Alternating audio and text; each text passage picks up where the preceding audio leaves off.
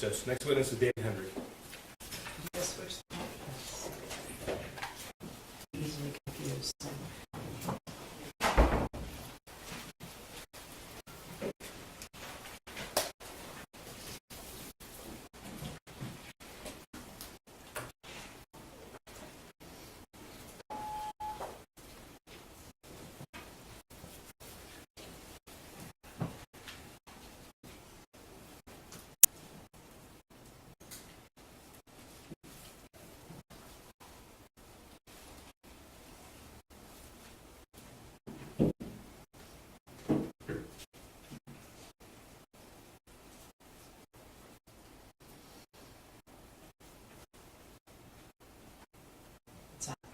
Thank you.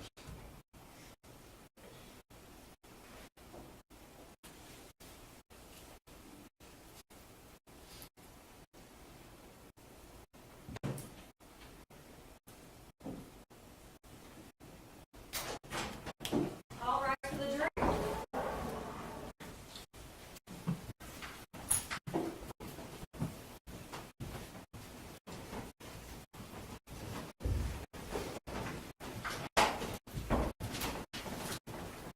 You may be seated. Who's next witness prosecutor? David Hendrick. Hendrick. Could you raise your right hand? Do you swear or affirm the testimony about to give is the true self? Yes, sure. Right. And then please step up and have a seat. And then would you state your name for the record and your first and last name? David Hendrick, D-A-V-I-D-H-E-N-D-R-I-C-K. Go ahead, Mr. Cruz. Thank you. Sir, how are you employed? As a part-time employee with the Oakland County Sheriff's Office. Okay, and how long have you been part-time? 2 days. All right. And prior to that part-time employment, did you work full-time with the Oakland County Sheriff's Office? I did. Okay. How long did you spend as a full-time employee? 34 years. And at some point, did you retire from full-time employment? I did. When was that? Last May. Okay. So you didn't stay retired too long? No. All right. Your 34 years working with the Sheriff's Office, could you tell us, please, what sort of assignments you had? My last assignment that I had prior to retiring was the sergeant of the fugitive apprehension team. Prior to that, I worked about 10 and a half years in our special investigations unit. Prior to that, I worked in our auto theft unit. All those were as sergeants. Okay. Prior to being promoted sergeant, I worked in our auto theft unit as a deputy and at one of the substations as a substation detective for a few years. Okay. The special investigative unit, that's what Detective Lieutenant Tim Willis heads up right now. Is that correct? That is correct. Okay. I want to talk to you specifically about your time with the fugitive apprehension team. First of all, tell us what exactly that is. The team consists of a sergeant and 7 detectives who are responsible for locating people with felony warrants or who are wanted for serious crimes that they have been alleged to have committed. Those requests that come in are either from our substations at the Sheriff's Office or other agencies throughout the county that request our assistance. Okay. And forgive me if I've asked this, but how long did you spend at the fugitive apprehension team? About 6.5 years. Okay. And that was as sergeant? Yes, sir. So you would be the individual leading the team. That's correct. All right. And how many members of the fugitive apprehension team were there? I had 7 plus myself. Is that the role that you had in November and December of 2021? It is. Is it fair to say that all of the individuals on the fugitive apprehension team work as a group? Yes. Now, I want to direct your attention to the days after the Oxford High School shooting of November the 30th, 2021. First of all, do you remember that day? I do. Were you working that day and that week? Not that specific day. I was out of town, but the rest of the week, yes. Okay. At some point, we requested to locate James and Jennifer Crumbley. We were. And tell us how that happened, please. I believe it was December 2nd. Lieutenant Willis asked me to attempt to locate both of them. And if I told you they were formally charged on Friday, December 3rd, does that sound right? Yes. Okay, so Detective Willis sitting at the table here asked you to locate them? Yes. What information did you have at your disposal when you were given this assignment? They're basic information. They're pictures, full names, height, weight, addresses, vehicles they drove, things of that nature. Were you made aware that their phones were seized on the evening of November the 30th? Yes. Okay, so tell us, please, what did you and your team do to attempt to locate the defendant? We began looking at and conducting surveillance at their residence. Any family members that we knew of, friends, things of that nature. Checked area hotels, places that we might think they might go. And did you locate them? You were given this assignment on December the 2nd, you said? Yes. Did you locate them that day? We did not. Were you able to identify where they had stayed from November the 30th until that point in time? We had identified a hotel they had stayed at. I don't specifically remember the name of the hotel. Okay. At a hotel. That's fine. When you received that information, what did you do? We checked with the hotel staff to find out whether there were still guests there, whether they had checked out, and in fact they had checked out. Okay. So after you learned that they had checked out from that hotel, what happened next? We continued to check area hotels, surveillance of any known locations, and eventually we located a vehicle that belonged to them at a hotel in Auburn Hills. Okay. And when you identified this vehicle belonging to either James or Jennifer Crumbley, what happened next? I pulled all of the team to that location and we began constant surveillance on that vehicle to check and see if they would come back for it. Was that on Thursday, December the 2nd, or Friday, December the 3rd? That was on Friday, December the 3rd. Okay. And did either the defendant or his wife come back to the vehicle? They did not. Okay. And tell us, please, what's happening at that point in time? At that point, we're still trying to locate them. We're still, again, checking anything, social media, anything we can find to try to locate them. Okay. And were you able to at that point? No, we All right. Tell us what happened next. at some point late in the evening, and I don't remember the exact time, we were made aware that their other vehicle had been located in a parking lot by the Detroit Police Department. Okay, so this is late in the evening on Friday, December the 3rd? Correct. Okay. Did you come to learn that they were formally charged at noon on December the 3rd? Yes. Okay, so earlier that same day? Correct. All right. When you learned that they were charged, what did you do personally? Myself and one of the other detectives went to what we learned was their attorney's office and checked the office parking lot or surrounding parking lots to see if their vehicle might be there. By chance, they would be in the office with the attorney. Upon not finding the vehicle, we went in and made contact with one of their attorneys. Okay. And without telling us what was said in that conversation, did you find either James or Jennifer Crumbley there? Did not. Okay. And at that point in time, they had the same attorneys, is that correct? It's my understanding, yes. Okay. And so that was, would that have been before noon on December the 3rd or after noon, December the 3rd? It was afternoon. Okay, so after you were charged. Yes. All right. And backing us up a little bit in the timeline, it was after that the vehicle belonging to one of the defendants was recovered? Yes, several hours later. Several hours later. Okay, thank you. Later that evening, Friday, December 3rd, what did you learn? That the vehicle was located in the parking lot in the business in Detroit. Okay. So another vehicle belonging to either James or Jennifer Crumbley was located in Detroit? Right. All right. Tell us what happened next. At that point, I left one person sitting on the vehicle in Auburn Hills, just by chance they came back to it, and the rest of the team and myself went to Detroit to attempt to locate them somewhere in the area of the vehicle. Okay. The law enforcement personnel involved in this endeavor, was it contained to just the 7 of you? No, sir. Okay. Tell us what you encountered when you went to the location where the vehicle was found.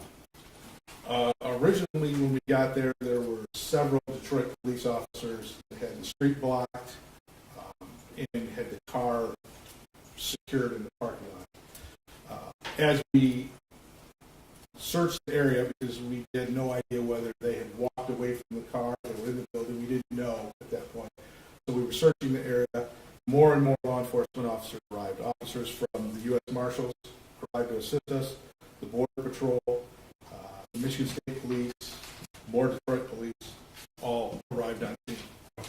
after the exterior of the location was searched, and I take it no one was found then? Correct. Okay, what happened next? We formulated a plan to begin searching the building. It was a 3-story industrial building. We had several officers on site, so at that point we decided to begin going room to room and search the entire building. Okay. I'm going to show you what's been admitted as People's Exhibit 307. This is a photograph, sir. Do you recognize what's in this photograph? I do. And tell us how. That is the industrial building where the vehicle was located in the parking lot. Okay. So the parking lot would be behind this chain link fence to the Yes. right of the photograph? Correct. Okay. And did you and your team participate in the physical search of the interior of this building? We did. Okay. And contained to the interior of the building, again, was it just the 7 of you or other law enforcement personnel involved as well? Oh, several law enforcement officers. All right, tell us about that, please. The plan was formulated that the Detroit Police Department would search the first floor of the building. The rest of the teams that were there, we took on the task of searching the second and third floor of the building. Okay. Now, was this done in secret or was this out in the public as far as the knowledge? Oh no, it was very obvious, very apparent. There was dozens and dozens of officers. We went room to room. At some point, we had obtained keys to some of the rooms. When we had those keys, we were able to unlock the door, announce our presence, go in and search every place in the room that could potentially hide a human being. Other rooms we did not have keys for, and we were forced to force our way into those rooms. When you say force our way into the rooms, can you describe what that looks like? Yeah, there are several tools that are used to what's called breach or force a door open. There's a long Halligan-type pole like firemen would use. You jam it into the door frame and pry the door back and get the lock to sometimes pop. If that doesn't work, we have a 35-pound battering ram, and we will batter the door lock mechanism until the door opens. Okay.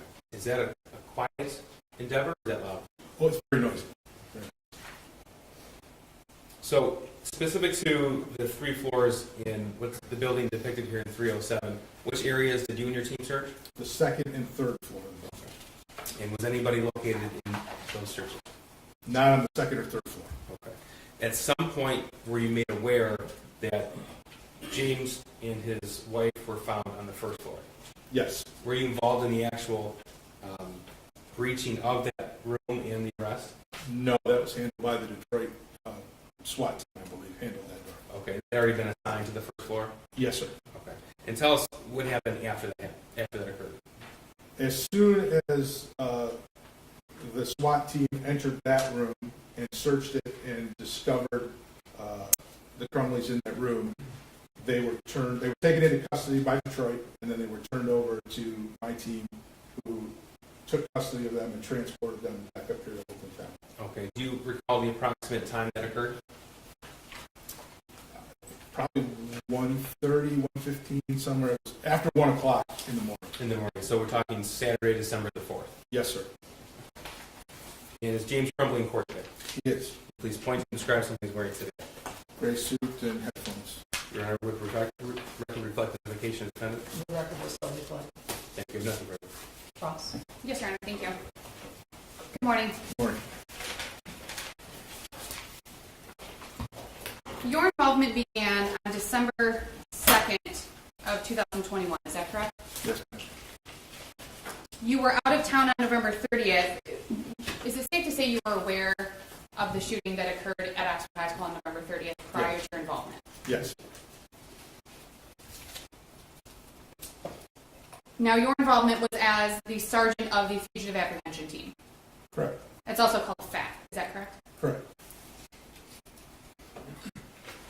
You testified that unit is responsible for locating people with felony warrants or wanted for serious crimes. Correct.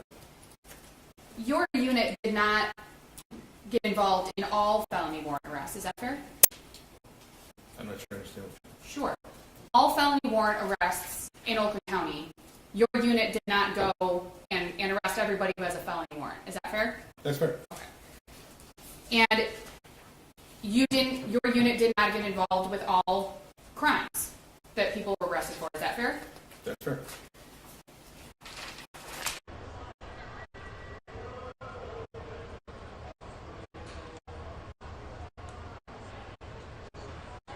And let me clarify.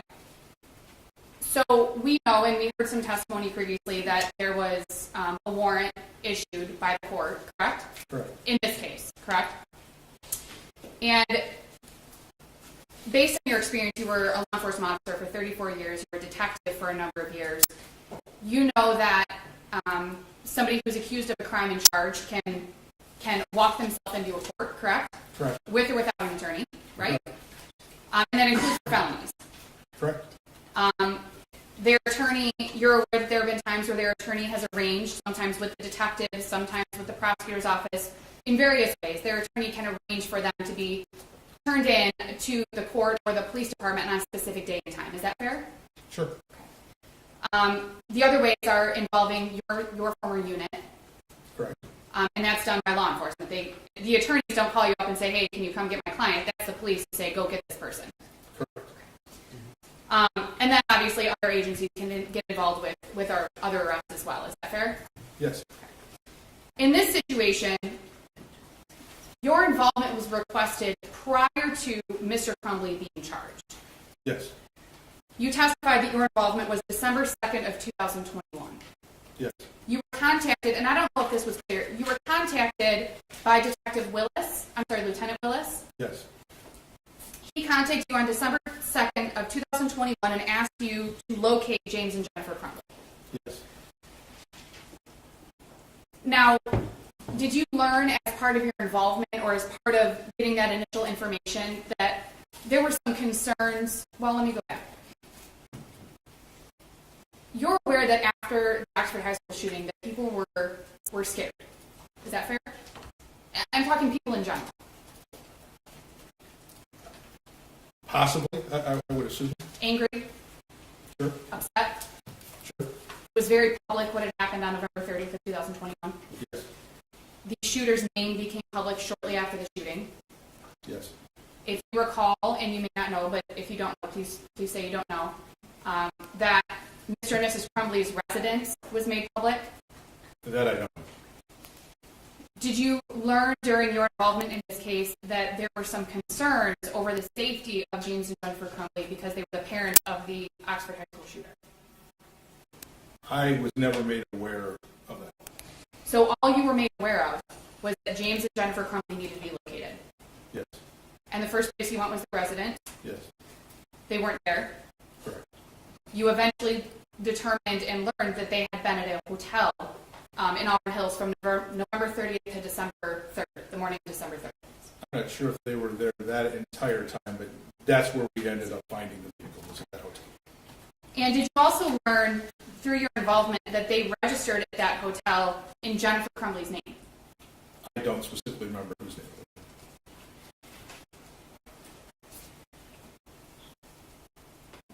So you began looking for James and Jennifer Crumbley before they were formally charged. Correct. Now, I assume in your career you've been involved in what would be considered high-profile or media cases. Is that correct? Yes.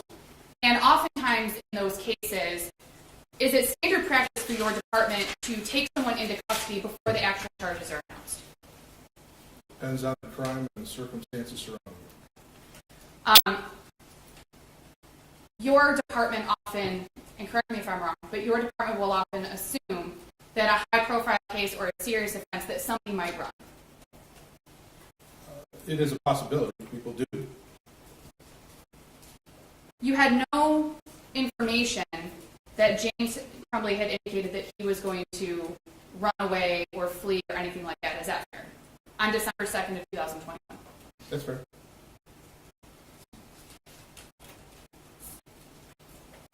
You were aware that James and Jennifer Crumbley did not have their phones after November 30th of 2021 because they had been either given to or taken by law enforcement, but law enforcement had them in their possession. Yes. Did you also learn during your early involvement in this case or at any point that James and Jennifer Crumbley had obtained track phones or pay-as-you-go phones or things like that? Yes. And did you learn during your involvement in this case that those phones were obtained because James and Jennifer wanted to be able to contact family in the early days after the shooting? I was not aware of the reason behind obtaining those phones. Did you also learn during your involvement in this case that James and Jennifer Crumbley obtained additional phones in the same phone number of the phones that were given to law enforcement? I did learn that, but I don't remember at what point in our investigation I learned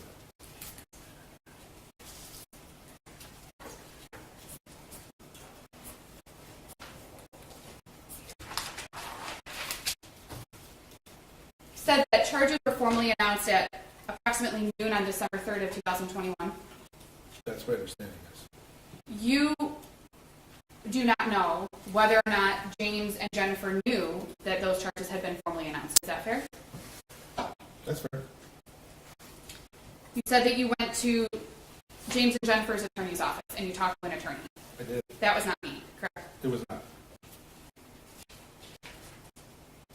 Some hours later, you were notified that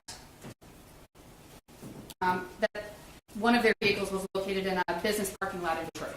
Correct. It was not a parking garage, is that fair? Yes. It was not underground parking. No. It was not indoor parking. No. It was in a gated parking lot. We can see the fence in the photo, correct? Correct. There weren't boxes or branches or anything covering their vehicle. Their vehicle was in the parking lot. Correct.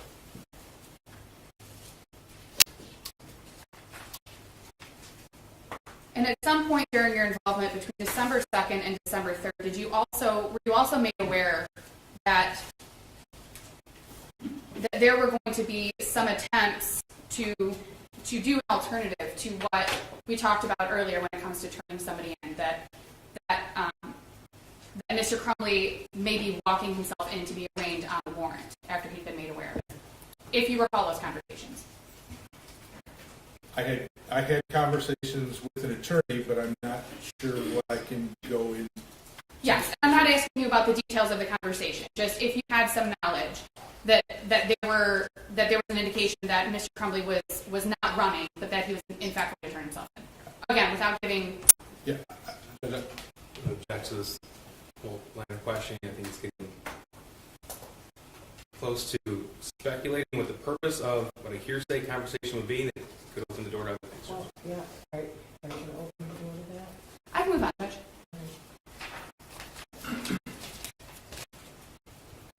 At no point during your involvement in this case were you told James Crumbley is absolutely avoiding these charges and will not be turning himself in. At no point were you told that. There's the same question, same objection to the same question, just asked differently.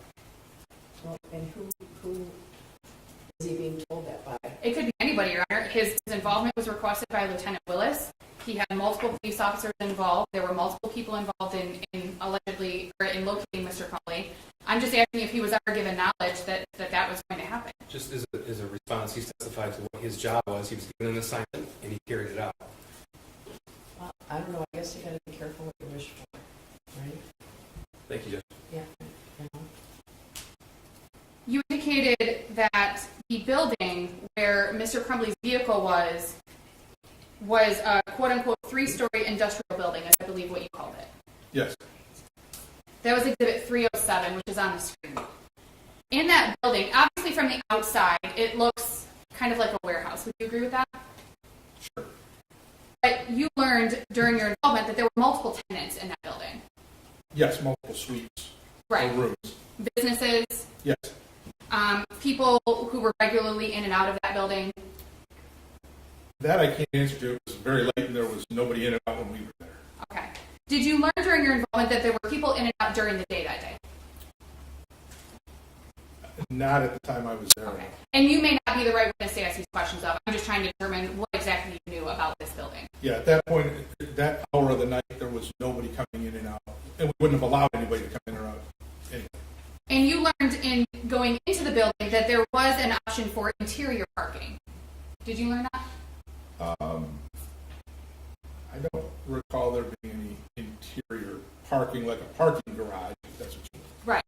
like a way to pull a vehicle in through a garage and park it inside instead of out in the lot.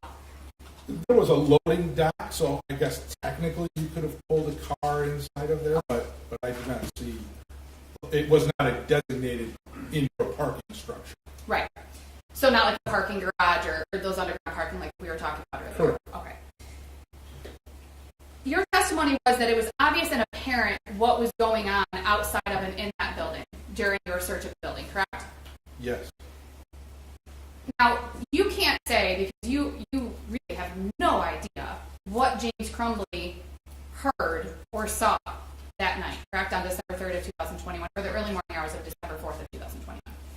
I can only tell you what I saw and heard, and the commotion, the law enforcement officers, the flashing lights from the police cars, but specifically as to what he saw and heard, I can't tell you that. Right. You have no knowledge of whether or not he saw or heard any of that. Is that fair? Yeah.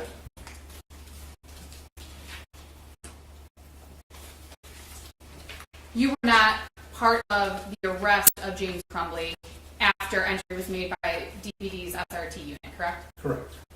I have no further questions, Your Honor. Thank you. Sir, who were you given this assignment by? Lieutenant Wilkes. Okay. And you were asked to locate James Crumbley on December the 2nd, not arrest him on December the 2nd. Is that correct? Correct. And that's not uncommon for an officer in charge to contact the fugitive apprehension team to locate a suspect, is it? No, it's not a comment at all. Okay. And the goal as a member of the fugitive apprehension team is a peaceful surrender? Yes, Okay. Is that why you reached out to Mr. Crumbley's attorneys?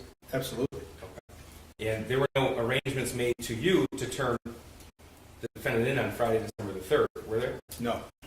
Nothing. All right, you can step down in your excuse. Thank you. Thank you. Who's that, please? Luke Curtley, yes.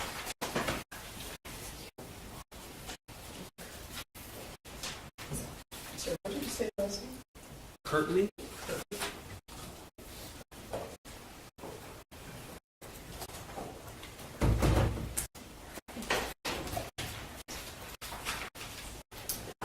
Morning. Did you, raise your right hand? You swear or affirm the testimony you're about to give is the truth, so help you God? Yeah. All right, you can be seated, and would you state your name for the record and spell your first and last name? Luke Curtley, Lukekirtley.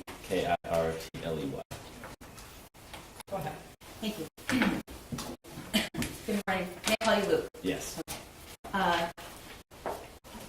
We're just one moment. We're having one technical difficulty. Are we all set? Okay. This one is, oh, there. Luke, can you tell the jury what you do for a living? Sure. I own a coffee company called Coffee House. We roast and import coffee here in Detroit. And you roast and import, but do you do anything? Are you okay? Yeah. Okay. Sorry. Do you do anything else with?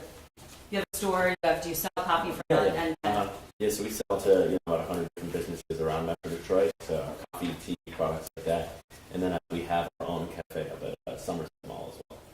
And where's your business, the roasting and importing, where's it located? So the roasting and importing side of things, all the manufacturing is done at 1111 Elview Street in Detroit. In Detroit. And can you tell the jury about what area that is in Detroit? Yes, it's in a neighborhood called Island View, which is like mostly industrial buildings. It's basically situated a block off of where Belle Isle is located. So generally East Detroit is kind of the consideration here. Okay. And I want to draw your attention to November 30th of 2021. Was your business at that location at that time? Yes. And were you residing near or around your business? Yeah, at the time I was living, maybe a mile away, pretty close though. Okay. And let's just take a moment and can you tell the jury what this building is, how much of the space you occupy, and what it's used for? Sure. So it's an industrial building that was built in around the 1920s. Originally they built like pickup trucks or something inside of there, but now the current owner has it basically for different tenants. So we occupy about 3,000 square feet in the building. I'd say there's probably 5 to 10 different tenants who rotate in and out every now and then. The building itself is basically split up into like one to 2,000 square foot units itself. So at any time, I'd say there's on average 10 tenants in that building at any given time. So. And are they all the same type of tenants? No, all completely different people. Like our neighbors, they like breed rare plants, Okay. tons of different stuff. All right. And on the first floor, is that where you are? Yes. All right. Mm-hmm. Who else is on the first floor, if you know? So there's the rare plant place, and then there's somebody who packages like fine art. There's a painter who does just like hobbyist work, and then I think that's it for us on the first floor. I don't know if there was somebody else in there at the time, but I think it was just that floor. Okay. How do you enter well, we just heard testimony that they're about parking. Our former witness wasn't sure. Can you tell the jury whether there was parking within or outside of the building? Yeah, so you can park in three I would say designated areas for the building. There's one on one side of the building. There's another on the other side, and both of those entrances are gated. So you have like a little, fob to open the gate, garage opener. Tenant has a fob? Yeah, well, I wouldn't say every single one does, but usually if you ask, the property manager can approve that and give you one. And then people generally park on the street as well. Now there's like a dirt lot across the street that people park at the time of this. That was not their land, so And three general spots. Was there indoor parking? No, there's not designated indoor parking, though some tenants have garages. Okay, let me ask it a different way because it's relevant to what's Sure. happening that night. Do you use that building space for anything other than just your business? So on the third floor of the building at the time, I used our garage storage area to put one of my cars away. All right. Mm-hmm. And just briefly, because it relates, what's your relationship with cars? Okay, so I just Your I'm Honor, I would object to the relevance. If I could just respond, can I just respond, please? In a moment, I'm going to ask him about identifying the car and how he was able to identify that car. I think most people wouldn't have been able to, so I'm just trying to lay a foundation. Well, based on my knowledge of previous testimony, I'm going to allow that. Thank you, Your Honor. So I'm just a general car enthusiast. I think I've been obsessed with cars ever since I was a kid. And at the time, I had 2 or 3 cars, and one of them, it was like a nicer one, so I put it away. I didn't leave it on the street where my house was because I had street parking. So I had one of my cars that got hit. The mirror got pulled off, so I obviously didn't want that to happen. To a nicer car. So on the third floor, we have a garage, and so I pull that in during the nighttime or any time I don't plan on enjoying it, driving it. Okay, when so, I can drive my all right, thank you. So is there any was there any vendor type businesses in that building? And the reason I ask is it a place where customers would come and park and open to the public? I would say that it's generally not like a public building. There's not present retail in the building. There's not like, for example, our roastery doesn't have a coffee shop or any cafe component. It's strictly like a business for manufacturing. And when you switched the car that night, do you remember? Did you go and were you at the warehouse that night at later in the evening? Yes. Do you remember about what time it was? Probably around 10 p.m. And is that something you would routinely do at night because of the situation with your cars, or Objection, is that Your Honor, leading. I just struck it out, or so that it wouldn't be a leading question. Why were you there that night? To switch the cars. Okay, all right. So,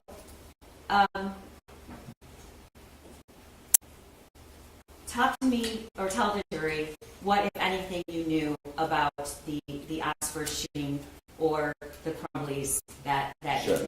Yes, I was generally aware of obviously the news that had happened. I read the news about the shooting, which I think everybody in Michigan really kind of heard what had happened at that point. Early in the day, I remember seeing a poster about the parents being on the run. And Okay, so, you're gesturing your hand, and when you say poster, and first, do you remember, was that November 30th of what day was that? I assume it was the same day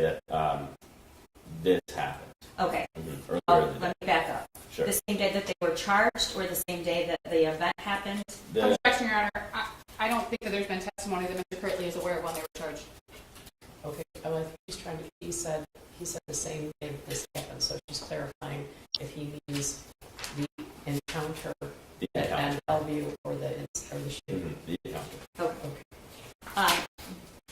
Do you remember the actual day that this occurred that night? 30th of November, I believe. That was the shooting. Do you remember the day what date it was? If I said December 3rd, does that make sense to you? It seems correct. I don't know, like, if I remember it off the top of my head the exact date. Backing up, you were motioning to your hand and saying poster, and what? I saw it on Facebook. Okay, and what did you see? So it was a poster. It was essentially like a wanted poster. So there were pictures of the parents, a picture of the car, the license plate was on there, and then I think just general information about what had happened. Were you aware that law enforcement was looking for the Crumbleys? Yes. And do you remember about what time you arrived that evening? Around 10 p.m. Okay. And tell the jury what, if anything, you saw when you entered the parking space. Well, first of all, when you go there at that time of day, is there usually anybody in the parking lot? Not really. There's a couple tenants who leave their cars there. There's like a work van from the work company, but generally there's not like many vehicles that hang out in that lot of them. Okay. So you drive into the parking lot, and what do you see? So originally, so I drove into, if you're facing the front of the building, I always park on the right side, so there's two lots left, right? And I just have a fob for the right lot. It's two different ones. So I pulled in, just doing my thing. Generally, there's some cars there. So, when I saw this car that was backed into the spot in the corner, originally I didn't pay any mind to it. Okay, when you say this car, what do you mean? So you Sure, drove in, you did see a car? I did see a car. Okay, Yeah. can you tell the jury where it was? Yep, so it's backed in it was like if I'm facing the front of the lot, it's a rectangular lot, and it was in the back right corner. So probably the furthest spot from the building entrance in theory.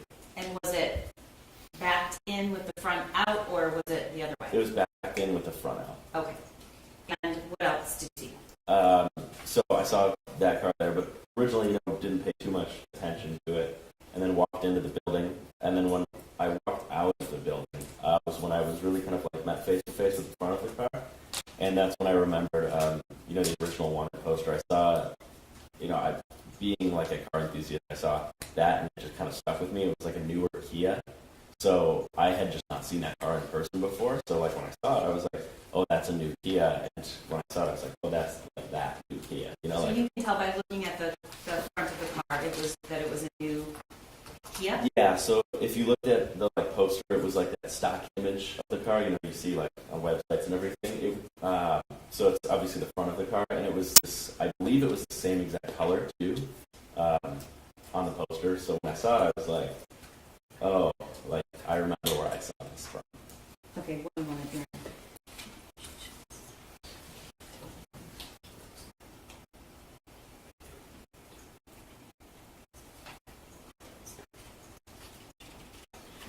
All right. So what did you do next when you came out? Yeah. So when I saw the car, I was like, okay, I remember seeing that. I pulled up the poster on my phone, and when I was doing that, I was walking to the back of the car to check the plate, because I remember seeing the plate on the actual, poster. And so I walked around the car with my flashlight on, and then, obviously it hit me when I saw like the license plate on the ad, and then I was standing in front of the license plate too. But yeah, so basically I had pulled up the wanted poster and subsequently was walking around the car. Did the license plate match? It did. And did you see anything else of significance in the back of the car? So when I was looking at the back of the car, I had then noticed there was a person sitting next to the car. There's like an elevated curb that kind of sits behind where this car was, and it's like protects the little garden area. So somebody was sitting on the curb with their hood up. It was like a blue plaid hoodie.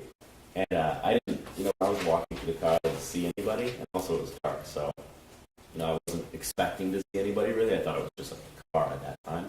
Did you say anything, or did that individual say anything? No. They stayed kind of like turned around when saw them, and then I turned my flashlight off and headed back into the building. Okay. What did you do next? So I walked into the building, quickly, briskly, headed into my unit, locked all the doors. The lights were off at the time, so I kept the lights off, and then called 911. Okay. I'm going to show you what's been marked as Exhibit 302. And this is the security footage from the building. How many cameras, if you know, does the building have? I don't know it's off the top of my head exactly, but I can tell you there's one in like the center lobby area, kind of like the general promenade where most people congregate. There is one on the side of the building, one or two on this side that we're talking about, one on the front, maybe another one on the other side, but I don't like have them memorized. Okay. So we're going to start this at 22:56, which the actual time is 10:34 p.m. And what are we looking at here, Luke? So what we're looking at is the parking lot that I parked my car in.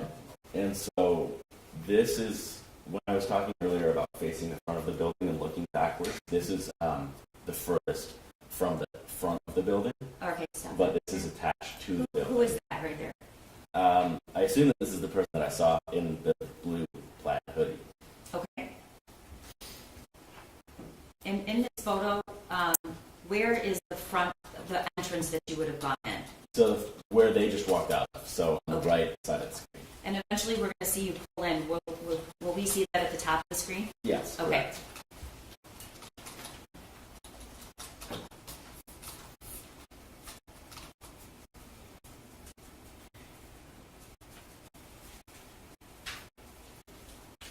Is that your car?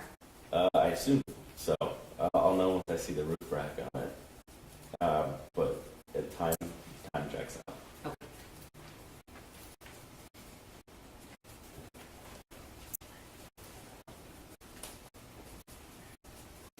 Do you see the Kia that you spotted in this image? Yeah, on the left side there. Okay. It's kind of hard to see. Okay.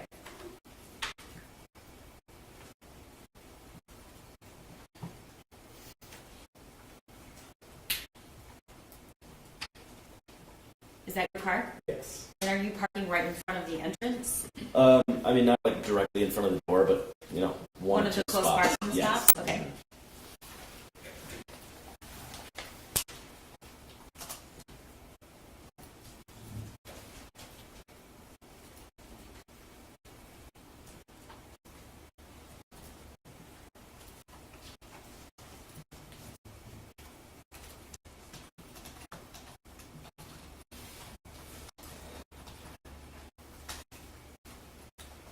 All right, we see, is that individual you Yes. at the right of the screen? Mm-hmm.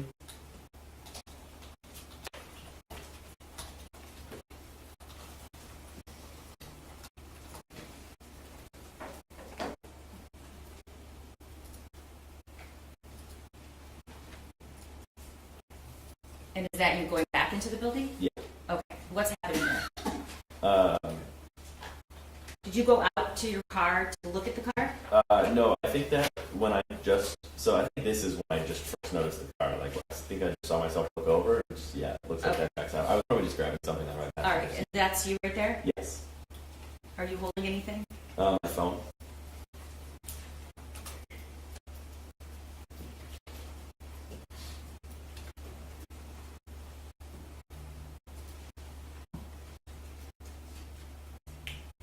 And for the record, this is around 23:04, which is actually 10:42. Yeah. And are you walking at the same pace or a different pace than you? Maybe a little, irrelevant. maybe a little quicker. I'm eliciting just general testimony from a fact witness about what he observed. Thank you. Why are you walking at a faster pace? Probably probably a lot of emotions going on at that specific time. At the time when I first went to the car, I didn't expect to see anybody. So when I did, I was like, okay, I want to get safe inside. Okay, and we're going to play Exhibit 303, which is the 911 call. And were you feeling any emotions during that call? Yeah, definitely, for sure. That's something that I feel like, well, I've personally never experienced before, is like that type of connecting the dots like that. I hope everybody else doesn't. That's a lot. All right. Call on Friday, December 3rd, 2021, 10:43 and 14 seconds p.m. District 911, what is the address of the emergency? 1111 Bellevue Street. Repeat the address of verification. 1111 Bellevue Street. What's the blood across the street? Lafayette and Bellevue. Tell me exactly what happened. The people who, the parents of the shooter, that are running away, they're here. So I'm not sure what you're referring to. You have to be more specific. Tell me exactly what happened at the location. What's going on now? Okay, so the Oakland shooter kid has the two parents that are on the run right now, and it says, Oakland County said, call if you see anything. And I just went to go park my car and switch it around at my office, and there was a Kia that looked like their car, and I walked around and checked the license plate, and their car, and the woman is here, and that's next to the car, She's the one that is where? sitting next to her car in the parking lot. She's sitting next to her vehicle on the ground or in another vehicle? On the ground. On the ground. Okay, what kind of vehicle is this, sir? It's a 2021 Kia, the black Kia SUV in the parking lot. Was anyone inside of the vehicle? I don't know. You said if you walked around the vehicle and looked inside. You did. I walked back to look at the license plate because I saw online that that car was crashing. Yeah, the plate number. 1 second. It's DQG5203. Repeat the plate work. DQG5203. Okay. And the vehicle was parked in a parking lot and another resort. Yes. It's next to my car in the parking lot. I'm inside the office now. And the mother is sitting on the ground. What is she wearing? Yes. She's wearing a hoodie, but I don't know what size. What color is the hoodie? I don't know. I think it was plaid, but I saw her for a minute and then I ran inside. I like my You're not sure what color the hoodie was, but you see her sitting there? yeah. Okay, so what's your name? Luke. Okay, well, we'll get you in that area. Thank you. Okay, yeah, I can't believe it. It's here. Okay. That's it. Do you want me to stay on or like? No, you're fine. Okay. Alright, yeah, they're here. It's crazy, but this is what people are looking for. Okay, so there we go. Show, okay? Okay. Luke, did you make that call as soon as you got inside? As soon as I got in my office. So Okay. yeah, within 30 seconds. All right. And I want to go back to the previous video and finish that, show what happened after you went inside. Yes.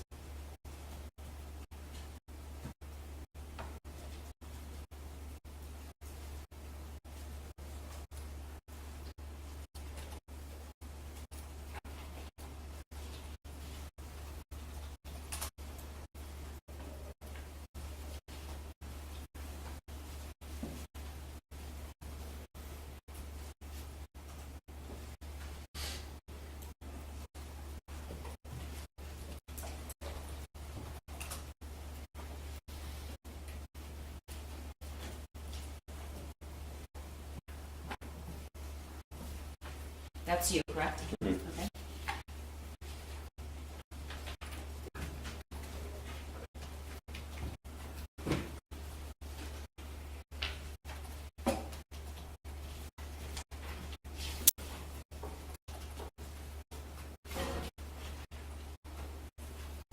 And what is that, if you know? That was the person that I saw walking into the building. So if you asked me at the time that somebody was going to be walking in behind me, I would have told you no way. You know, the building is, there's fobs for every door. So like I said, you know, it's not a public building. And so when the officers came by, they asked me, you know, I was like, oh, they probably took off somewhere. My confidence in them being inside of the building was living. You did not think they were in whoever that was? Correct. Yeah, I definitely didn't think that they were right on it. Okay.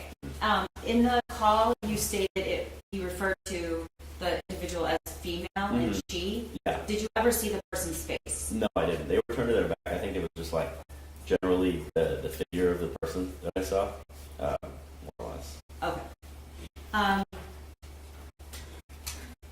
What happened after you called 911? So you can see an officer in the top right getting there. So that's pretty quick. Was it a few minutes? Yeah, a couple Longer than minutes. It wasn't too bad, especially for Detroit response times. that? Okay. So when you come, or I came out and I actually met them out there because I saw their lights. If it wasn't the siren, it was like one of their floodlights. And I saw when you came someone. out of the building, did you know where the individual was? No, Okay. I did not. I assumed at the time they probably just took off. All right. I was, to be honest, I was surprised that the car was still even there. I thought they Okay. All right. At some point, did more than just one officer arrive? Yes, I think it was one or two squad cars that showed up originally, and so there's the second one right there. So I walked them through the building to get into the parking lot because the parking lot is closed. And I think once they kind of confirmed that the car was correct, that's when a lot more people showed up. What's a lot? 10 plus squad cars. All right. Mm-hmm. Where did you remain? Well, let me just. At what point was this over to the extent where you went home? How many? Oh, I was there till like 2 or 3. Okay. And were you in the building the whole time? No, I was in the building for probably like an hour.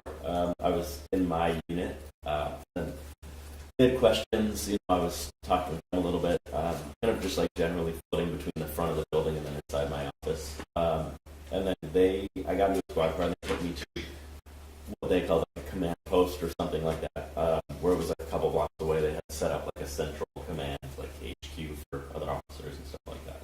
At some point, did you learn whether or not the individuals were taken in custody? Yeah, like way late at night. Did you learn where they were located? Yes, I did.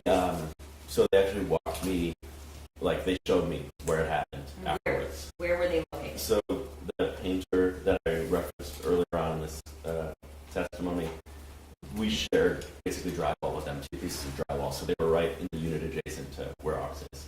And that unit that's on the first floor, right? Mm-hmm. Correct, yeah. Does it have windows in it at all? It does, yeah. Uh-huh. And are they facing the parking lot? Where are they Yeah, facing? so if you're facing the front of the building, my unit is on the right. It goes to the right side of the building.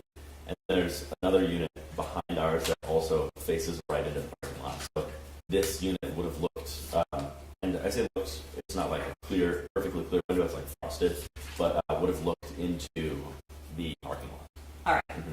Did the law enforcement that showed up, did they have lights and sirens? Were there any lights? Were there any sounds? Yeah, tons. And like we're pretty aware of what goes on, just given like the thinness of the walls. There's no insulation between our walls, and then especially at night, you're aware of any lights that go down the street, anything like Okay, that. you mentioned the walls and the thin walls. What do you mean? Do you mean you're aware because of noise or because of what you see? Yeah, both. For the walls, we hear other units, other people, in the building. Like I know when other people are in the building, for sure. And the windows. Just to clear your testimony, you know they're in the building because you can hear them, or you know they're in the building because you see them?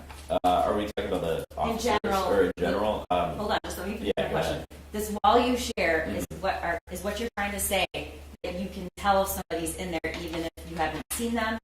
Yeah, you can hear them. All I mean, right. if they're making noise. Okay.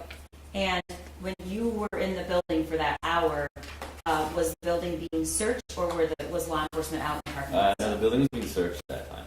And what did you hear, if anything? So I was in like the front of the building at the time. They had guns drawn. They were searching the building. They were announcing that they were there. They were definitely making a presence.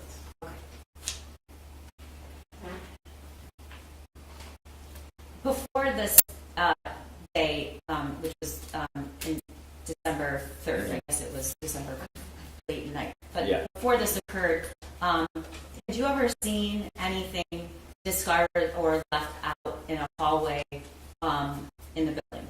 Oh yeah. So in the center promenade that I mentioned earlier about where the camera is, there's people put like, I think, I don't know, people put things to give away there, and then also people like store things there for very short periods of time.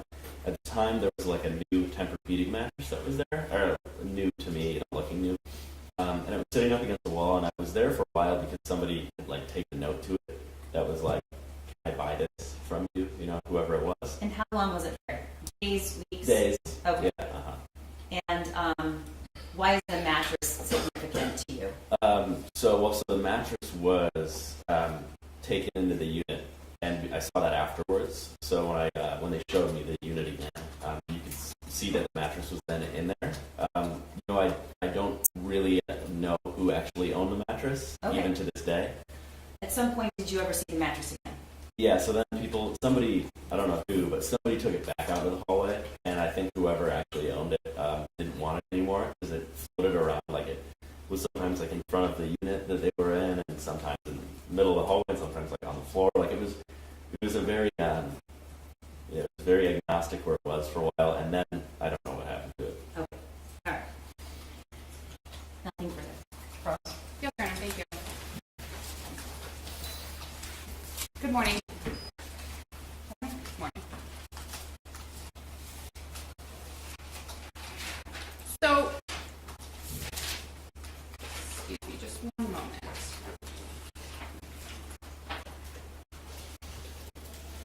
So you went to 1111 Bellevue on December 3rd of 2021 at approximately 10 p.m. from what you recall? Mm-hmm. Is that a yes? Yes. If you say I might ask you to I did say that yes. last time, sorry. Okay, that's okay. You said that you described 1111 Bellevue as an industrial building that was once used for manufacturing. Yeah, in the 1920s. Right. So, yeah. On December 3rd of 2021, it was not a manufacturing building. No, there are individuals, tenants who do different types of manufacturing, like the millwork company. We technically manufacture coffee, but they're not manufacturing pickup trucks in the way that they were 100 years ago. Right. So in the 20s, it was used as basically a truck factory. As far as I know. Okay. Yeah. But on December 3rd of 2021, it was a business building. Correct. It was just industrial in style.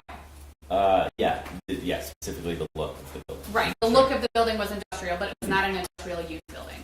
I think it's technically zoned industrial still to this day. I don't know if it's zoned mixed use.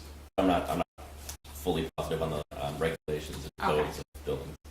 What we agree on is that they're not building pickup trucks, right? Correct. It's not abandoned. Correct. There were multiple tenants in the building. Correct. And there have been multiple tenants for quite some time, for what it sounds like. Mm-hmm. At least a couple of years. Okay.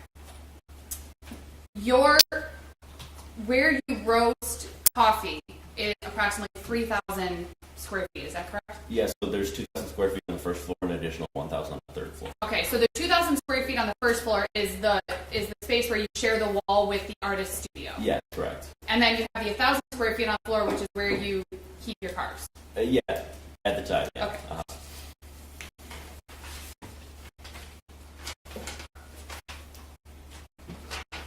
There's also, you can drive your car in. In fact, in this video, I think we can see where your car is parked. And you can drive your car in to is there like a garage door or something? So not in this. So it's on the front of the building. There's a drive-in garage door.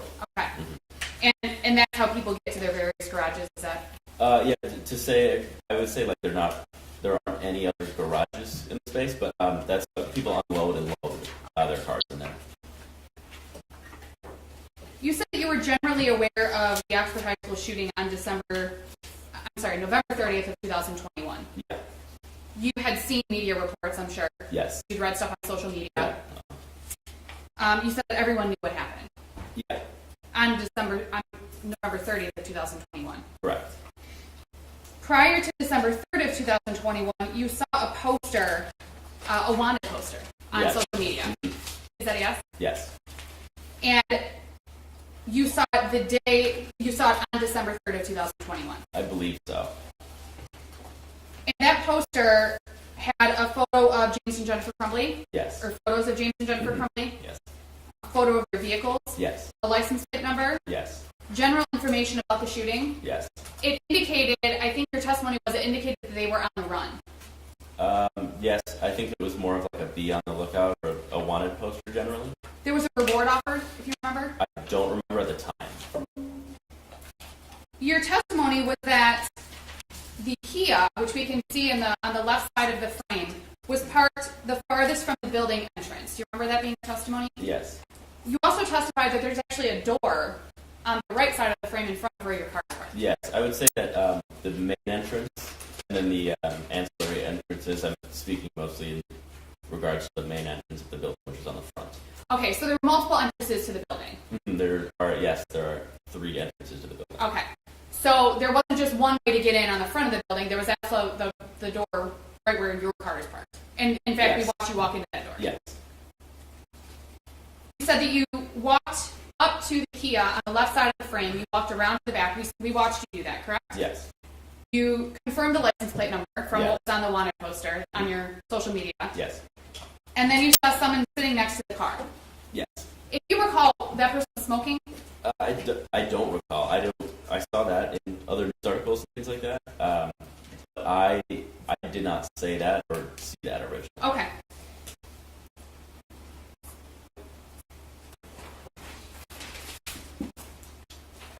You said that you didn't expect to see anyone sitting outside of the car. Yeah. You expected just to have the car there empty. I think for clarity, I didn't expect to see the car or have the car be a matching car in the first place. So there were a lot of unexpected things happening at that specific time. But that's about it. You said you wanted to get safely inside. Yes. You assumed that the person that you saw was dangerous. Yes. That was based on what you had seen on the news and in media reports? Yes. Based on the wanted poster? Yeah.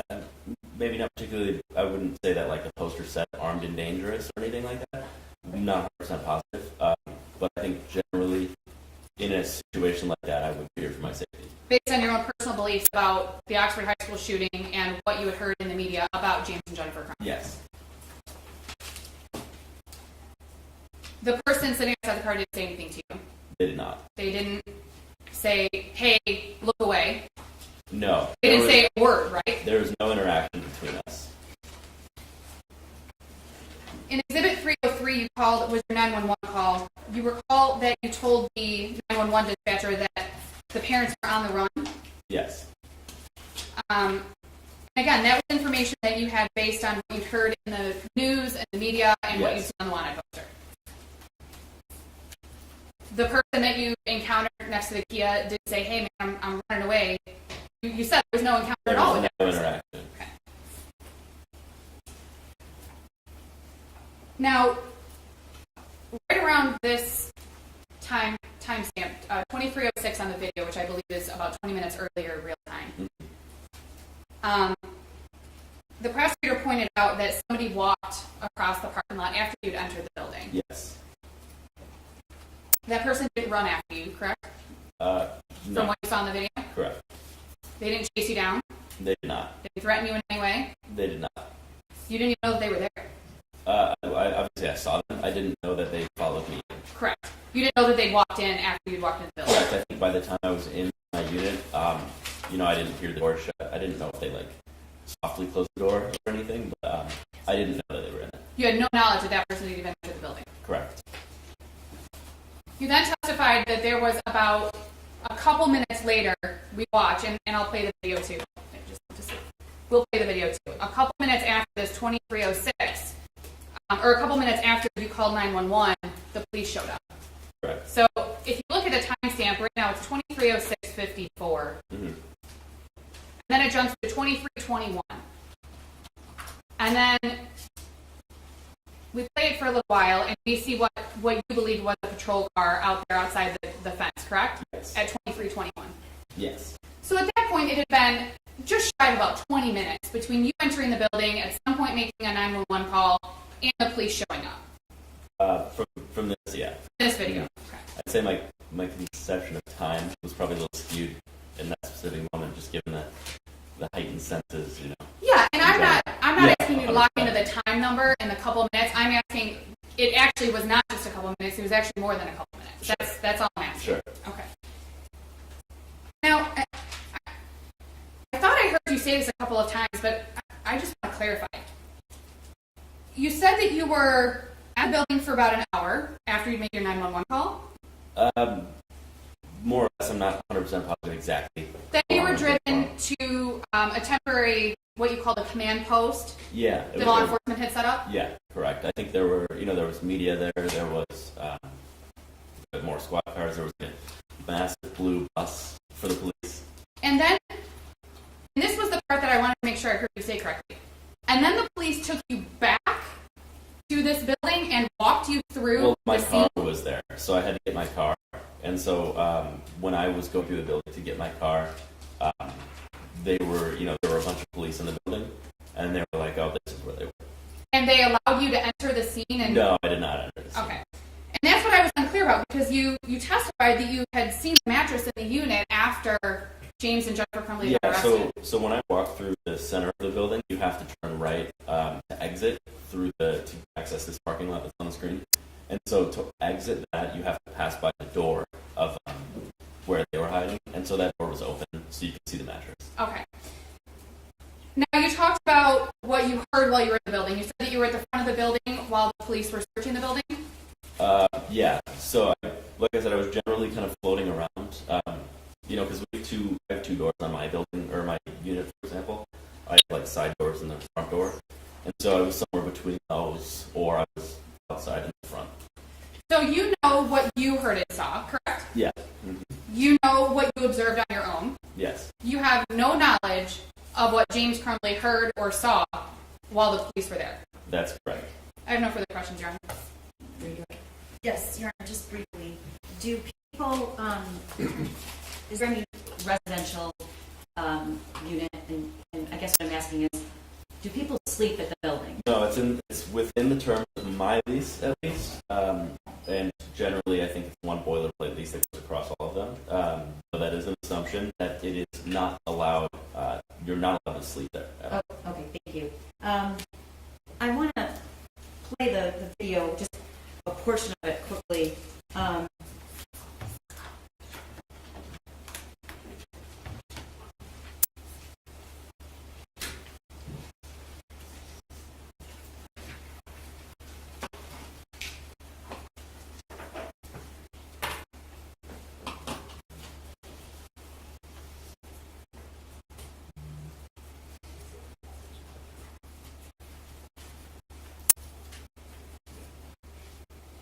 Your testimony was that you never saw the front of this individual, That's right. but what the actual piece of clothing, how did you describe it? Objection, Your Honor. Asking answer. How did you describe it? You said something in the 911 I call. said it was a plaid hoodie. Okay, do you know what color? Do you remember what color it was? During the 911 call, I didn't say. I think it might have been blue. Okay, but you're not sure. Not 100% positive. Okay. And now I'm going to show you another image. Exhibit 304. First of all, is that the art studio, if you know? Yeah, I've never been inside of it, but like I said, when you pass to go to the parking lot or leave the parking lot, sometimes the door's open, so I know that there's like paintings in there, and I know the general footprint of the space, just given where it is. All right. Did you ever see James or Jennifer Crumbley other than? No, Okay. only the obviously the seeing somebody next to the car, but when they were arrested and taken away, I wasn't in the building, or I was at the command post. Okay. area. And can you describe what that individual is wearing that's not the police officer? It looks like a blue sweatshirt or hoodie of some sort, plaid. Okay. Thank you. Nothing further, Your Honor. Brief cross. Mr. Curley, to your knowledge, James or Jennifer Crumbley were not tenants of 1111 Bellevue, That's correct? correct. You have no idea if they had any knowledge of what the terms of the lease were, correct? Yeah, that's correct. No further questions, Your Honor. But they wouldn't have had a fob because they weren't a tenant, correct? Objection, Your Honor. Speculation. As far as you know, they were not a tenant. That's correct. Thank you. Thank you. May you be excused? Yes, step down. You're Thanks. excused. We have a brief witness ready, Judge. Their lunch is not here yet. They I'm gonna keep them hungry. Usually the lunch is very early.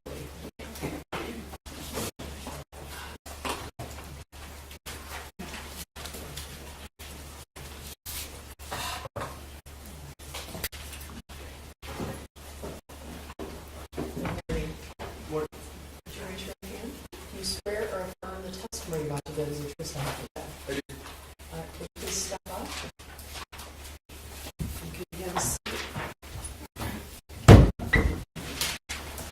And could you state your name for the record and spell it your first and last name? David Metzke, D-A-V-I-D, Metzke, M-E-T-Z-K. Go ahead. Ask him. Thank you. Good morning, sir. How are you? Well, hi. Fine, thanks. Tell us, please, how you're employed. Currently employed with Detroit Police Department. And how long have you been a police officer with Detroit? Close to 7.5 years. Okay. Tell us, please, what's your current assignment? Currently assigned to the Detroit Special Response Team. Tell the jury, please, what exactly is the Detroit Special Response Team? So that is the SWAT team for the Detroit Police Department. Okay. Tell us, what are some of the responsibilities associated with the team member of the Detroit Police Special Response Team? Okay, so our primary jobs are barricaded persons, hostage situations, dignitary protection, high-risk search warrant, and fugitive apprehension. Okay. How often would you say that you engage in these sort of duties? So I'm close to 60 barricade or hostage situations right now, and I would say a little over 200 warrants right now. Okay. Is this something that, as a SWAT team member or special response team member, you do on a daily or weekly basis? Every day. And how long have you been a member of the special response team? Going on 4 years. 4 years, okay. I'd like to direct your attention to about 11:30 p.m. on Friday, December 3rd, 2021. Do you recall that date and time? I do. And were you working or were you called in? I was called in. And tell us what that means, please. So I was probably sleeping at the time. My work phone goes off because we're always on call. So blasting, I wake up, you look at your phone, and depending on what you get called in, so that day we're called in for fugitive apprehension. We're told to report to the base. I report to my base. The Detroit Police Special Response Team base? Yes, sir. Okay. And then what do you do there? Then I gather all my equipment up. So you grab your rifle, your body armor, your belt, anything you need for your objective for the night. Okay. Were you told at that point why you're being called in specifically? We knew we were going for 2 fugitives. Okay. And so you got to the base and then you obtained your gear. And what happens next? Then I was loaded onto the Bearcat, which is our smaller armored vehicle, and then we go from there to our assigned address. Okay. So if I understand you correctly, there were other members of the special response team with you at the base at that point? Yes, sir. And you said we loaded on the Bearcat, so that means other members loaded onto the vehicle as well? Yes, sir. Okay. Do you recall how many? I would say around 6. 6? Okay. And you traveled together to the location you were called for? Yes, sir. Would that be 1111 Bellevue in Detroit? Yes, sir. Okay. So give us an idea sort of where this location is. So the closest geographic I would say would be like Belle Isle. If we go like Belle Isle and then west off of Jefferson, it's like the closest. Now, do you recall approximately what time you would have arrived there? It was late. I know we got recalled late, almost 12. And 12 is at midnight? 12 midnight, Okay. correct. So I would say it took me about 20 minutes to get my house to the base, and then after loading the equipment up, probably about 20-25 minutes from our base to the location. All right. Tell us, please, what you observed when you arrived at that location. So we were one of the last officers there because there's 2 different teams on the special response team. There's a reactive team. The first guys, they have take-homes, and they go directly to the scene. Take home vehicles? Correct. Okay. And then the second set of the team, which I'm on, they go to the base and get all the equipment, and then go to the scene. So we were probably one of the last officers that arrived to the scene at the time. Okay. So when you arrived there, can you give us a number, approximately how many other law enforcement personnel you observed? So I can't give you a hard number, but I can tell you when we pulled up in the armor, it was packed. Like I've been to a lot of stuff, right? The street was like I didn't even know what I was honestly pulling up on when we did that. When we pulled up in that small Bearcat, I was like, well, all right, I guess we're doing this, and there was tons of officers. The street was packed. It was busy. Now, tons of officers, are we talking about just Detroit or other departments as well? I couldn't, like, once I got in the building, I could tell you more, but pulling up, I just see a lot of cops. Okay. So when you arrived, you made that observation. Did you meet with other team members? Yeah. Okay. And what happens next? So I got off the Bearcat, I grabbed the Halligan, which is like a pry bar. So we're taught that you have to grab your Halligan and a ram, because you never know what you're going into. Can you describe what those two things are, please? Yeah, so your Halligan, it's going to have like a sharp point on it and like rabbit tails on the end of it. And it's like a bar, like, if I were to say. Are you talking about 3 feet long or so? I would say, yeah. Okay. Safe to say. Then you have your ram. We use a maritime ram, so it's probably about this big. It's like 35 pounds, and it has a block on it about that big. Okay, just so we have a little bit of idea of making a record here. About a foot and a half long, or? 2 feet, safe to say. Okay. And you said there's an end on it? A square end, yeah. A square end, and that's 6 inches diameter? Yeah, I would say safe to say, yeah. Okay. And what is it made out of it? You know? It's enough to break the door down, so Okay. it's steel. Okay. And you said it's about 35 pounds? Yes. All right. So you grab those tools, and then what happens? I grabbed the Halligan. So The Halligan. it'd be too much to carry your rifle, all your equipment, a ram and Halligan. So I grabbed the Halligan. I came off the Bearcat, and I made entry to the door. It was like a smaller door. I remember coming in and then like going left. And when I got in, there was like a lot of officers there. My team members there, guys in jeans with like police vests on, like a marshal. There was a lot going on when I walked in. Okay, I'm going to show you what's been admitted as People's 306. Is that photograph in front of you, sir? Yes, sir. Okay. And do you recognize what's in this photograph? Yes, sir. And tell me what this is, please. That's the scene where we responded to you. Okay. And does that photograph fairly accurately depict what that building was on the evening or the night of December the 3rd, 2021? Oh yeah, it was. I mean, to me, you gotta think I'm coming in at 1 a.m. Dark time. It was a warehouse. Okay. That's what I remember there. And here's 307. Is this the same building, just different view? Yeah, that looks like the door I walked in. See how it's like a smaller door? To the left of the picture Yeah, here? to the left, right there. Yeah, that's Okay. where I remember a call walking into a door similar to that. Okay. And tell us again what you encountered when you went in that door. So I came in and then I went left. And when I came in, I remember I had my team members here. With our team members, they're very like distinctive. Like we all wear black, and you have your SRT patch on, and you have Kevlar helmet on. We're very distinct. And then you have other officers like patrol or unmarked officers. So I knew who I was going to rendezvous with my team. Okay, so you have one standard uniform, SRT guy. Correct. Okay, and you mentioned earlier individuals with jeans and vests that say police. Correct. Yeah. Okay, so when you walked in at that point, could you give us an idea of how many law enforcement personnel you saw? There's a lot. Okay. A lot as in more than 10? Yeah. Okay. Yes, sir. More than 20? Safe to say there was, I would say, 20 if not more. Okay. And this building here, depicted in People's Exhibit 307, there's multiple floors? Correct. Yes, sir. Okay. So when you walked in, you mentioned you rendezvous with your team. Tell us what happened next. So I met up with my sergeant, and they told us that what we're going to do. We're going to start moving through this building. We're going to be looking for these fugitives. So SRT will clear the first level, second level, third level, and move on up. So once we got in there, I remember coming in. There was a hallway to the right. There was a hallway to the left, and then kind of went like this. And there was like 2 bathrooms on the side. Okay. So did Detroit police have one specific assignment then? Detroit police. The SRT. SRT, yes. Yes, at that time, correct. Okay. So tell us what happened going through this initial assignment. So we were looking for 2 fugitives. We started on the first level, and we started breaking down doors. Okay. Let me pause you right there. Breaching or breaking down doors. Tell us, please, what that entails. So you're using that ram that I kind of explained, right? It's usually one of the bigger guys on the team. So it's a specific form. It's the way you swing back, and you're using a ram specifically to bypass the lock on a door. So you're pushing it in with the force. Okay. Did you use this tool on one door or multiple doors on the first floor?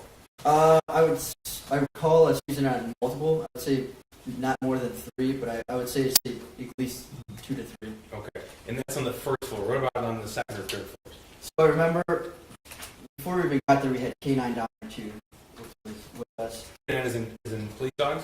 Correct. Okay. From there, somebody said that we notified our team that 2 fugitives may be possibly on the second floor, and they never came down. So we went upstairs. When we got upstairs, there was another SWAT team. It wasn't. I'm not sure what SWAT team it was. It could have been a federal SWAT team. It wasn't Detroit, though. No, it was not. Detroit. Okay. So we got up there. They told us that there was locked doors, but they cleared the open doors at that So sooner or later, our team got a hold of a ring, like full of keys, and I'm talking like it was a ring, like 100 keys. And there you go. Well, these are the keys to this building. Use it, so we stopped breaking down our doors. So we started unlocking doors on the second story and clearing it out. And, That's on the second floor? correct, Okay, but that's after doors were already breached on the first floor. correct. Okay.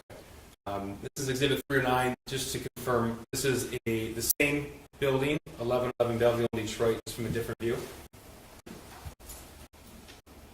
Correct. Yes, sir. Okay, correct. Okay, thank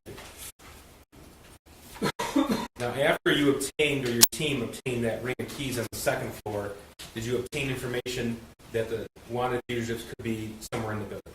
Yes, sir. Okay, and do you recall where that was? So we were notified, at least I was notified, that fugitives may be downstairs in a particular room. So our team went back downstairs to the particular room and we lined up, and Okay. Particular room, was it Suite 130? I would say it's safe to say. Okay, so that would be on the first floor. Prior to that information being obtained by your team, that door was not breached, is that correct? Correct. Okay, were doors around that suite breached? Yes, sir. Okay. Is that a loud process or a quiet one? It's going to be loud. Okay. And that's because you described the 35-pound ram and what it's used for? Yeah, you're breaking down. Yeah, you're slamming a door. Now, on this particular evening, December 3rd, 2021, well, first of all, let me ask you, do you recall the approximate time that you entered Suite 130 at this location? I don't know the exact. It was late. I know it was late. I know we were clearing probably for at least 40 minutes before we got there. Okay. And that's your particular team clearing for 40 minutes? Yes, sir. I'm Okay. saying me specifically with my team. Okay, thank you. Were you equipped with body-worn camera? Yes, sir. That's it? Okay. And if we had a date and time stamp from that body-worn camera, would that tell us specifically when it occurred? Yes, sir. I'm going to show you what's been admitted as People's 304. This is body-worn camera from that.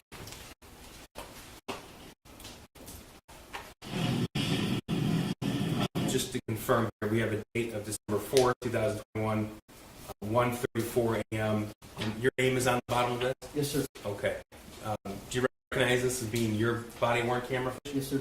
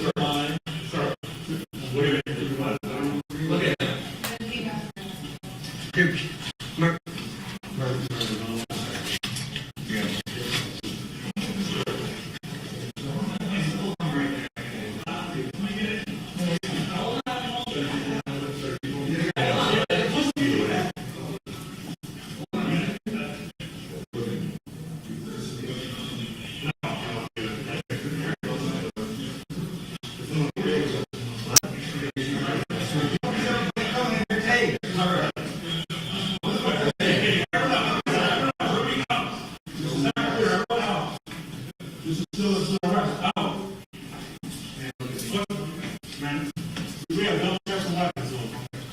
We're not, this is still correct. We got them, but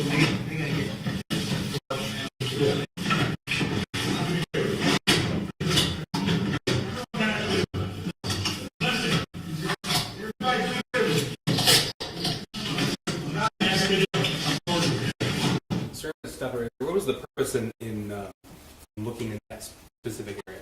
So SRT will clear out, make sure there's no weapons, or if there is weapons, we like it to be known before detectives or patrol would come in. So SRP's responsibility would be in this situation would be to find and make secure the fugitives, but not to search the location. Correct. Okay.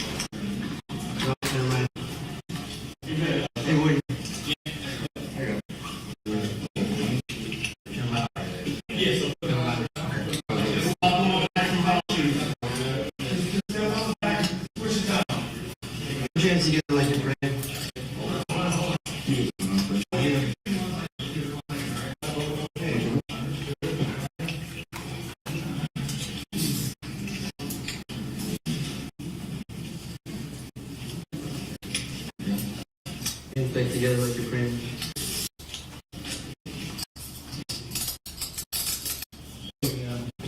Double eyes.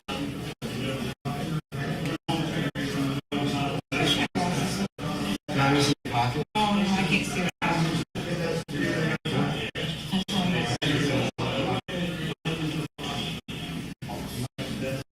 Searcher.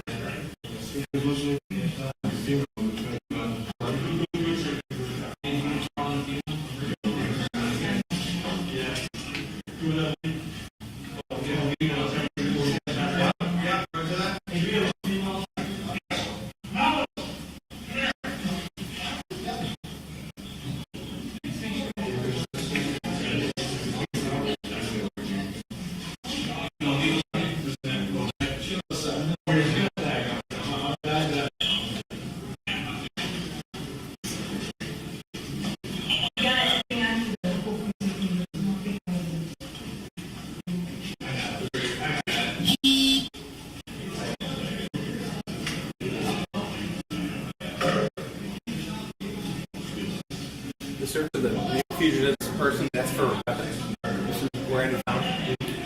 Not that I can recall.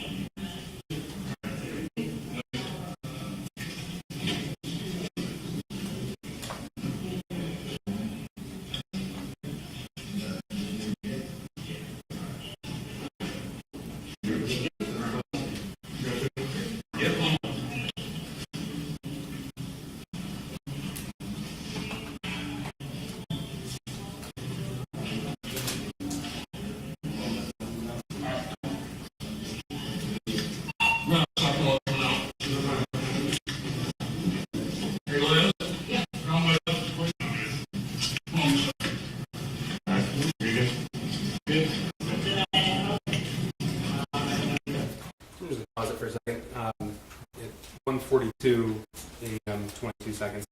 This is the hallway right outside of the suite where they were found in that location? Yes, sir. Okay, does this give an idea of the number of law enforcement personnel outside of that suite at that time? Yes, sir.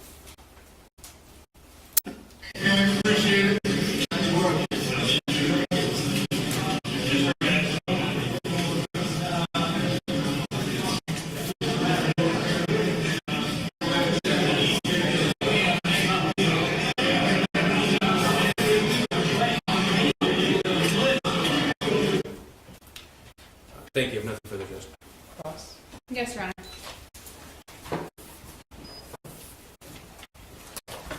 Good afternoon.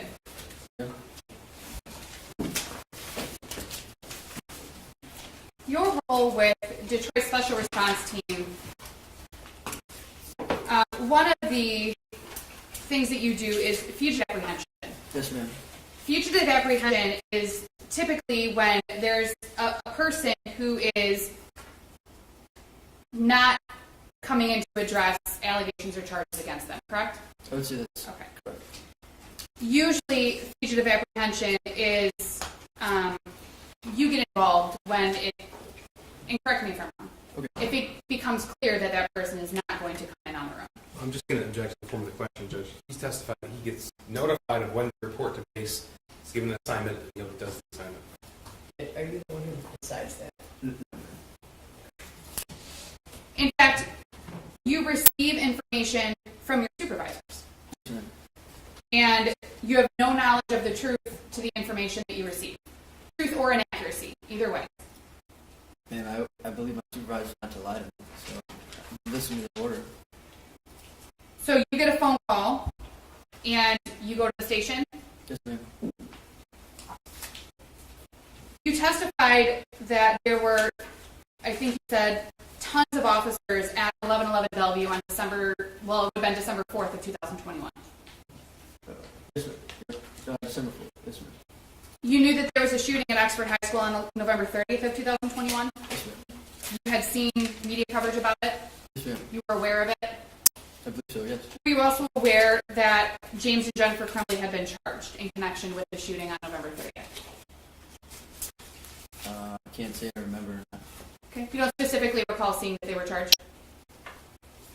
Is that a no? No. Thank you, Your Honor. Exhibit 306 was a photo of the exterior of 1111 Bellevue. Your testimony was that you remembered it as a warehouse. Yes, ma'am.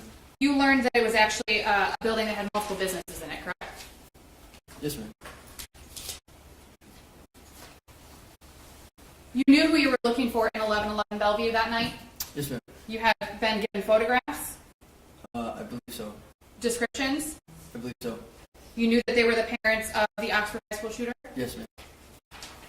And you received that information from your supervisors or from the other officers when you arrived on scene? I would say it's safe to say our supervisors.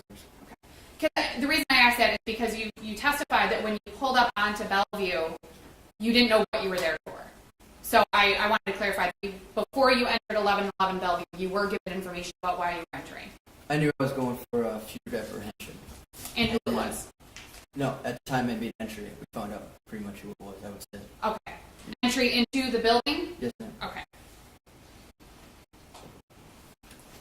You testified that you received information while you were inside of Bellevue that the individuals may be on the second floor and may not have come down. You remember that testimony? Yes, ma'am. That was not true, correct? Yes. Yes. You learned that that's not true. Yes. The video from your body-worn camera, which starts at 1:34 a.m. and 20 seconds on the timestamp, or it looks like 18 seconds on the timestamp, it's quiet when your video starts, correct? You can hear Yes. like a little bit of your movement with your equipment and stuff, but otherwise, you don't hear yelling, you don't hear any other sounds, correct? Yes, ma'am. You would agree with that? Yes, ma'am.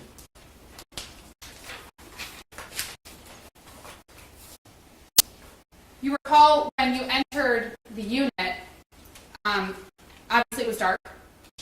That's it. Yeah, didn't leave it. You don't recall seeing police lights in the windows of the room, if you recall? Yeah, ma'am, I wasn't paying attention to that. But You were looking at the people that were on the bed, right? yes. In the middle of the room. Yes. In fact, when you entered the unit, when you and your team entered the unit, James and Jennifer Crumbley were laying on a mattress in the middle of the room, which we saw. James was laying on his side, if you recall. If you recall. I mean, it appears to be in the video. They weren't covered with boxes or anything like that, correct? There was I think Jennifer Crumbley had a blanket on, otherwise James was completely uncovered. I'd say. He slowly rolled over as you all were giving him commands, correct? It looks like that. I think I was paying more attention to Jennifer. Okay. So. You don't recall him doing anything that would cause you all to be concerned. He didn't jump up. He didn't start to run. He didn't become combative. None of that happened from what you recall. I would say he did none of that, but as far as our team goes, we're trying to take every caution as it is. You know, we treat every person the same. We come up high, and then their reaction is how we go from. And it's safe to say when SRT gets involved, it's typically, and you talked about high risk, dangerous, so you're going into these scenarios already at a heightened level of concern or security or awareness. Is that fair? Yes, ma'am. You don't walk into the situation without all of your uniform on and your equipment and everything else thinking, oh, this is no big deal. No, we don't do that. Because when your unit gets involved, typically it gets involved in situations that are serious. Correct. And you guys are given information about situations that are serious. Correct. You guys meaning your unit. Yes, ma'am. You can hear yelling, if you recall. You hear yelling on the video, and if you know, you later learn that was James Crumbley. Okay. He wasn't yelling at officers. Okay. Yes, ma'am. You recall that? Yeah, he didn't seem to be yelling at us. Okay. He was just making sounds. It sounded almost, and if you know, if you agree, it sounded almost like he was in pain. Safe to say. And again, the mattress was in the middle of the room. James and Jennifer Crumbley were on it. Yes, sir. They weren't hiding in a corner. No. They weren't hiding behind any of the raised countertops that were in there. Nope. They weren't hiding behind any of the paintings that were in there. They weren't covering themselves with blankets. No. If you recall, your unit received information that James and Jennifer Crumbley may have a weapon with them. Yeah, so, man, I can't. I don't recall. We just treat as every person that we're going after as if possible is a weapon. Now, you all searched that unit and you did not find any weapons. No, ma'am. And you searched both James and Jennifer Crumbley, and there was nothing found on them either. Somebody did. I didn't. Somebody searched them. Correct. Okay. And we talked about this a little bit at the beginning. It's not your job to verify whether or not the information that you receive is accurate, correct? Correct. Your job is to get the call, right? Yes, ma'am. You go to the base. Correct. You get your equipment on. You load into whatever vehicle you're taking, and you go to the scene that you've been called to. Yes, ma'am. Now, when the investigations are being done by your own department, you tend to have a little more information at the beginning. Is that fair? Me, myself. Your unit. So, yes, ma'am. I would say normally during times that we get called out, it starts high and then it comes to us. If that makes sense. High in the rankings. Yes. So it would go to your supervisor or their supervisor, and it gets filtered down to you. Yes, ma'am.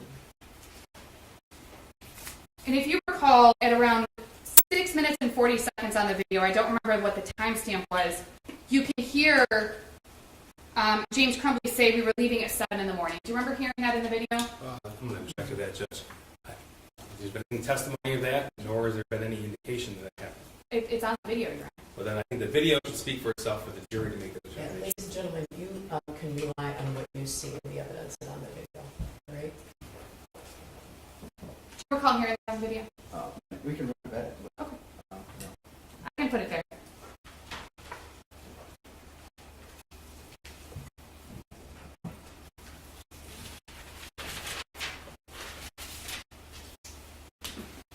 It's at 6:24.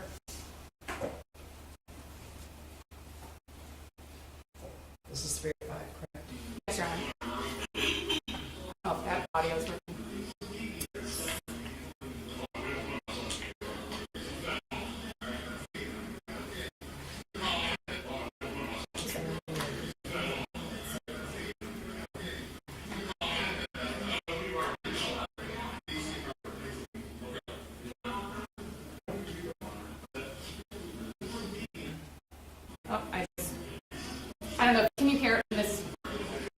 Yeah, so this is the second time I've watched the video, so yeah, I can.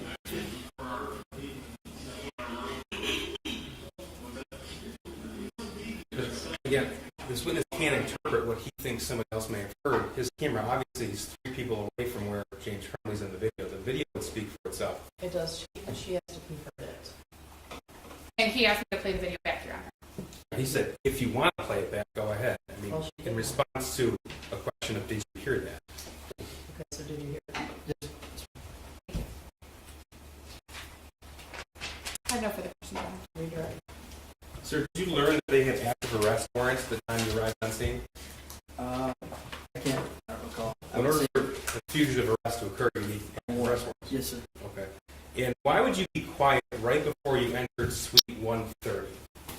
So that's a form of a tactic. So we're trying to, if you can see we use keys, correct? Yes. You could have 2 options. We could ram the door, we could throw a flashbang and cause diversionary, or you can come in and be quiet. It would be a shot effect that way.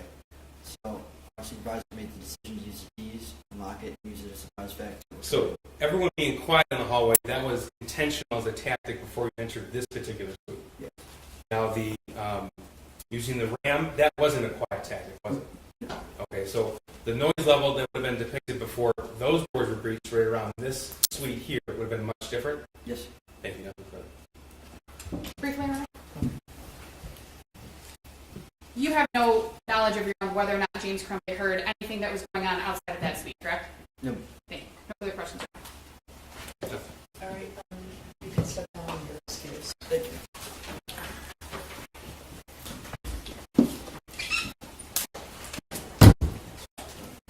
All right, can I have you return at 1:30 after lunch? Don't discuss the case with anyone, don't research anything, don't look at any media, don't go on Facebook. You know the drill, right? Okay, we'll see you back at 1:30. All right? All rise for the jury.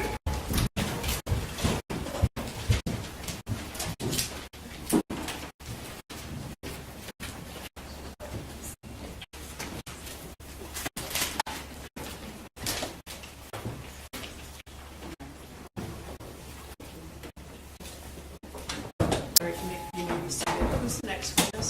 Who's the next witness? When we approach that information, Judge?